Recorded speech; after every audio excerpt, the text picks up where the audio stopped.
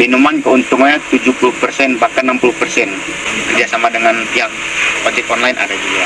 Oke, balik lagi bersama kami di channel Great People, yaitu orang-orang hebat. Di sini kita kedatangan narasumber, yaitu Bang Andi. Ya. Kepada Bang Andi, bolehlah diperkenalkan dirinya kepada penonton. Perkenalkan, nama saya Andi Aramiku. Saya sebagai pengelola Kopi Super 2. Bang Andi ini adalah salah satu orang yang mengelola di Super 2 Kopi. Apa sih makna dari Super 2 Kopi itu, sehingga Super 2 Kopi itu dijadikan ikon dan juga simbol dari kafe ini, Bang? Maknanya simpel sebenarnya di kalangan anak muda. Setengah bangunannya dari seluas tanah. Jadi dinamakan Super 2 Kopi. Dinamakan Super 2 Kopi, teman-teman, karena bangunan ini letaknya itu setengah dari bangunan tanah. Apakah di Super 2 Kopi ini hanya menjual minuman kopi saja, Bang? Kalau dibilang Super 2 Kopi tidak menjual minuman kopi dengan kopi tok aja.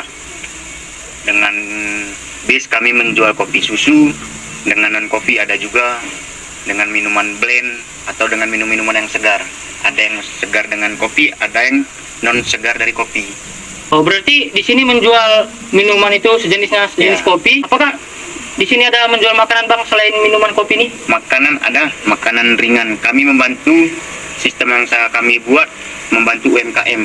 Jadi kami makanannya tidak ada di dalam Super 2 Kopi, tetapi melainkan ada stand makanan di depan, di pinggir jalan, yang akan nanti dibuat brosur atau poster makanan ditempel di sini, titipan bisa dibilang. Oh, artinya teman-teman, ada orang menjual makanan itu menitipkan brosur atau menempel brosur di Super 2 Kopi ini. Makanan tersebut akan dibeli oleh orang yang datang atau konsumen yang datang ke Super 2 Kopi ini. Super 2 Kopi ini kan termasuk tongkrongan milenial. Ya. Target pemasaran dari Super 2 Kopi ini apakah itu mahasiswa atau masyarakat umum atau orang kantoran gitu? Lebih diutamakan dengan memadai konsep, kami lebih ke anak muda, lebih milenial, dengan umur 20 sampai 28 tahun, bahkan sampai 30 tahun. Tapi dengan daya pembeli lebih banyak di kalangan mahasiswa. Jadi teman-teman, Super 2 Kopi ini umumnya itu dikunjungi oleh mahasiswa-mahasiswa, karena di Super 2 Kopi ini adalah tongkrongan milenial yang tempatnya itu strategis, ya, Bang. Ya. Jika teman-teman semua mau minum kopi atau ngobrol-ngobrol bersama teman-teman semua, silahkan teman-teman datang ke Super 2 Kopi. Berapa sih budget rata-rata mahasiswa yang datang ke Super 2 Kopi ini, sehingga orang yang datang ke Super 2 Kopi ini mampu menikmati menu-menu yang ada di sini, Bang? Budget harga dari sekitaran 10.000 sampai 20.000. Nah, buat teman-teman semua yang mau datang ke Super 2 Kopi, di sini menjual berbagai macam jenis kopi, namun kalian itu bisa membelinya cukup dengan harga 10.000 sampai dengan 20.000 ke atas. Dari hasil penjualan ini, berapa sih omset atau keuntungan yang diperoleh, baik itu per hari atau per malam, ataupun per bulan, ataupun per tahunnya gitu, Bang? Minuman keuntungannya 70% bahkan 60%. Dengan saat ekonomi sekarang, keuntungan yang didapat 60% dari setiap cup. Tapi kalau untuk pemasukan dari setiap harinya bisa 2 juta sampai 3 juta per hari. Per hari, Bang? Ya. Kalau misalnya itu dibilang kotor, bukan bersihnya. Ya, nanti kan ada biaya pemotongan lain-lain seperti karyawan, listrik, wifi. Apalagi yang kalau di Super 2 Kopi ini memakai ruang AC, tentu memakan untuk listrik yang lebih tinggi.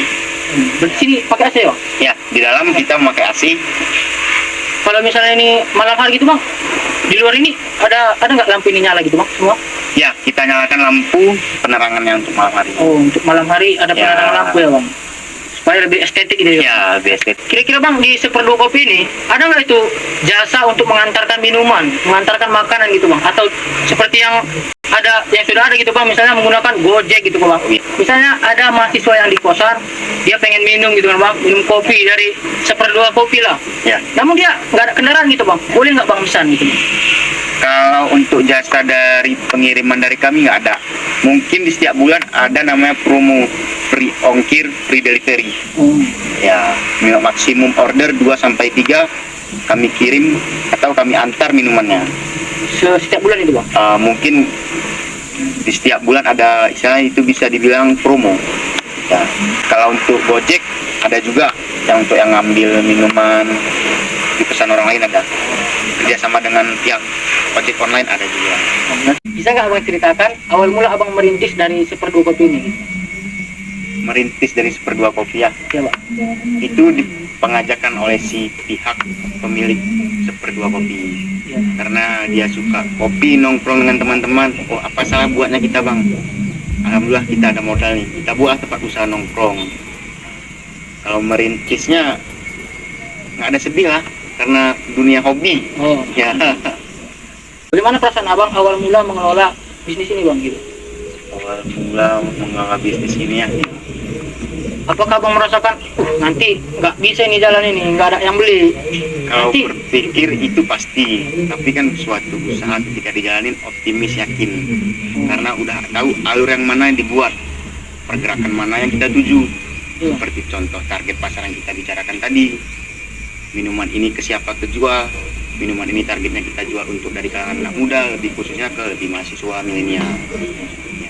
abang pernah nggak merasakan ada masalah dalam abang mengelola Seperdua Kopi ini? Masalah Ya. masalah dari pihak apa itu bang? Misalnya, Mungkin masalah keuangan, masalah dari ataupun keributan-keributan sini apa sering terjadi gitu bang?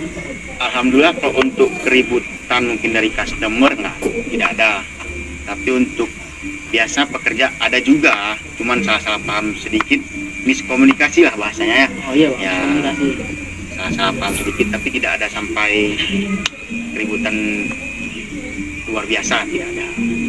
Untuk masalah keuangan sedikit pasti ada, mungkin suatu hari ada yang kami, mungkin si kasir lupa menginput pembeliannya karena terlalu kami pemasukan, contoh seperti malam minggu tuh kami mungkin minus atau lebih uang, itu biasa.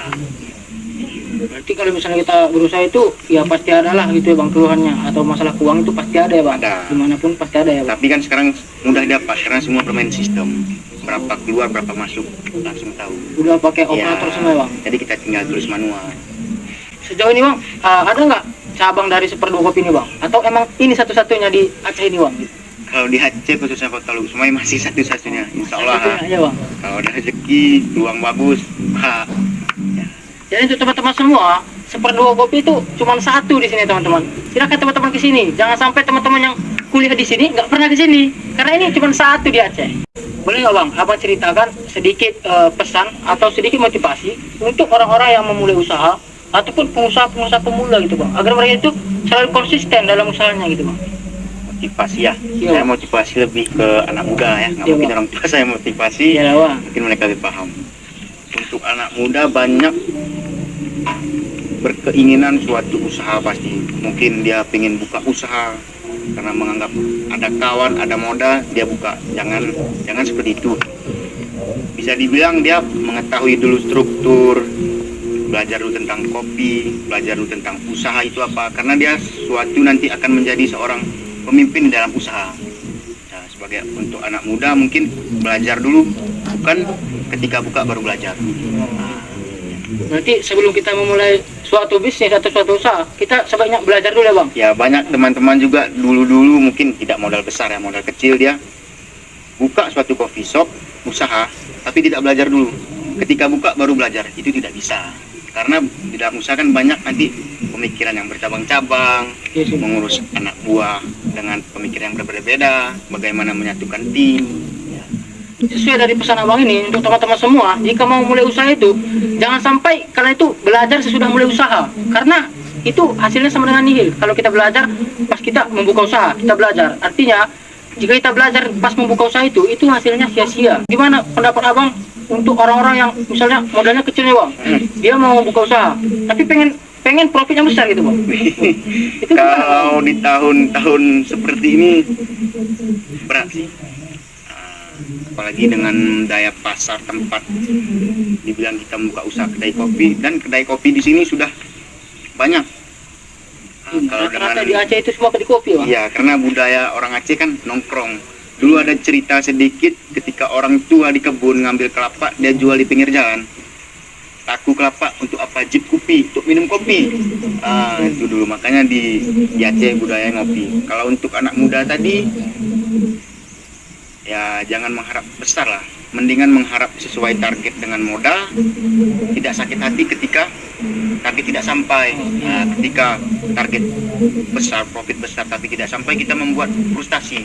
Nah, Artinya kalau misalnya kita membuka usaha itu, walaupun modal kita kecil, ya pelan-pelan dijalani ya, Bang. pelan-pelan, ya Karena suatu saat, ya kalau kita konsisten, itu pasti menjadi lebih besar ya, Bang. pasti. Terima kasih kepada Abang Andi yang sudah memberikan motivasi dan juga menceritakan tentang Seperdua Kopi ini kepada kita semua. Semoga apa yang disampaikan oleh Bang Andi ini dapat memotivasi teman-teman semua untuk lebih giat dalam memulai usaha, lebih giat dalam konsisten dalam usaha. Dan untuk teman-teman semua yang pengen menjadi pengusaha hebat seperti Bang Andi ya Bang, untuk mengelola usaha yang lebih hebat, itu kita perlu belajar lebih besar lagi teman-teman, belajar lebih banyak lagi tentang hal apa yang kita pelajari, lalu bagaimana cara kita mengelola yang sudah kita pelajari, lalu kita membuka usaha. Nah, satu lagi untuk teman-teman semua, walaupun modal teman-teman semua itu sedikit, jangan pernah merasakan bahwa usaha teman itu sia-sia. Jika teman-teman itu konsisten, maka usaha teman itu akan menjadi lebih besar. Untuk teman-teman semua, inilah hasil podcast kita pada sore hari ini. Kepada Bang Andi, terima kasih yang sudah menyediakan waktunya untuk kita yang jauh dari Universitas Malik Saleh ke sini. Ya, masih juga kunjungannya. Semoga apa yang disampaikan Bang Andi ini bermanfaat untuk kita semua. Terima kasih.